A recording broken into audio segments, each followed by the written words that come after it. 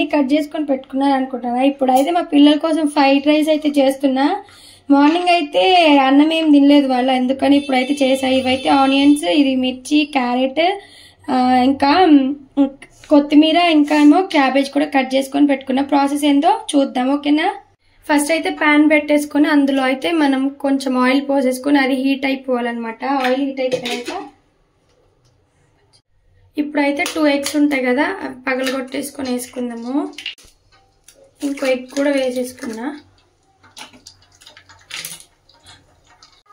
ఇందులో అయితే సాల్ట్ వేసేసుకొని ఇలా అయితే ముక్కలు కట్ చేసేసుకుంటున్నా.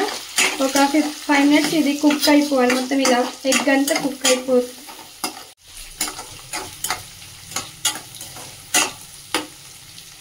ఇలా ఫ్రై అయిపోయిన తర్వాత మనమైతే వేరే గిన్నెలో అయితే తీసేసుకుందాం. అన్ని ఎగ్స్ అన్ని ఫ్రై అయిపోయినాక మొత్తం గిన్నెలో అయితే తీసేసుకున్నాను. కట్ చేసి పెట్టుకున్నవన్నీ వెజిటేబుల్స్ ఉంటాయి కదా, క్యారెట్, మిర్చి, ఆనియన్, అవి కూడా వేస్తాను. ఆనియన్స్ అయితే వేయరు, కానీ ఆనియన్స్ వేస్తేనే టేస్ట్ అయితే చాలా బాగుంటుంది. ఒకసారి అయితే మీరు చేసేటప్పుడు అయితే ట్రై చేయండి ఫ్రెండ్స్.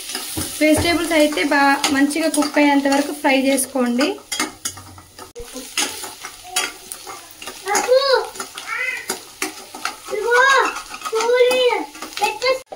అయితే కొంచెం అల్లం పేస్ట్ వేసుకుంటున్నా, అంటే కొంచెం ఎగ్ స్మెల్ వస్తుంది కదా, మా పిల్లలకి అది నచ్చదు.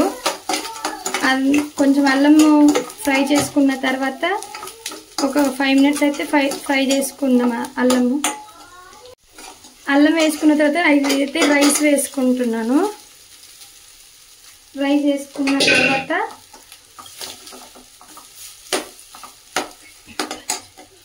రైస్ వేసుకున్న తర్వాత అయితే 1 స్పూన్ కారం, ధనియాల పౌడర్, అలానే మనం ఫస్ట్ ఫ్రై చేసుకుని పెట్టుకునే ఎగ్స్ ఉన్నాయి కదా, అవి కూడా అందులో వేసేసుకొని మొత్తం అయితే హై ఫ్లేమ్లో అయితే మొత్తం కుక్ చేసుకోవాలన్నమాట. బాగా ఇది మొత్తం వేసుకున్న తర్వాత హై ఫ్లేమ్లో ఒక 15 అవసరం లేదు కానీ ఒక 10 minutes అయితే ఫ్రై చేసుకోవాలి. ఫ్రై చేసుకున్న తర్వాత ఇక వేడివేడిగా సర్వ్ చేసుకొని తింటే చాలా బాగుంటుంది. ఇక ఫ్రైడ్ రైస్ మనం బయట ఎప్పుడు తింటూనే ఉన్నాం, కానీ ఇంట్లో చేసుకోవడమే సేఫ్ కదా ఫ్రెండ్స్. ఎందుకంటే బయట ఎలా చేస్తున్నారో అందరికి తెలుసు కదా. అసలు ఇక అక్క మీరు బయట ఫుడ్ తింటారు కానీ ఇలా అంటారా అని అన్నమాట. తప్పని పరిస్థితిలో కొన్ని ప్లేసెస్లో తింటాము, ఓకే, బట్ కొంచెం జాగ్రత్తగా ఇక ఇలా చిన్న ఇలా అయితే మంచిగా కలుపుకోవాలి. నేనైతే ఇందులో చిల్లీ సాస్ కానీ, సోయా సాస్ కానీ, వెనిగర్ ఇలాంటివి ఏం యూజ్ చేయలేదు. ఎందుకంటే ఇది పిల్లల కోసం అని చేశాను కదా. ఇలాంటి అన్ని కొంచెం అవాయిడ్ చేస్తే వాళ్ళు కూడా మానేస్తారు. మనమే ఫస్ట్ నుంచి అలవాటు చేసి వాళ్ళకి అదే అలవాటు అయిపోతుంది కదా. అందుకని కొంచెం హెల్తీగానే ఇలా అయితే ట్రై చేశాను. సరే, నా రెసిపీ ఎలా ఉంది, నా వీడియో ఎలా ఉందో నాకు కామెంట్లో చెప్పండి. నన్ను అంటే నా ఛానల్ని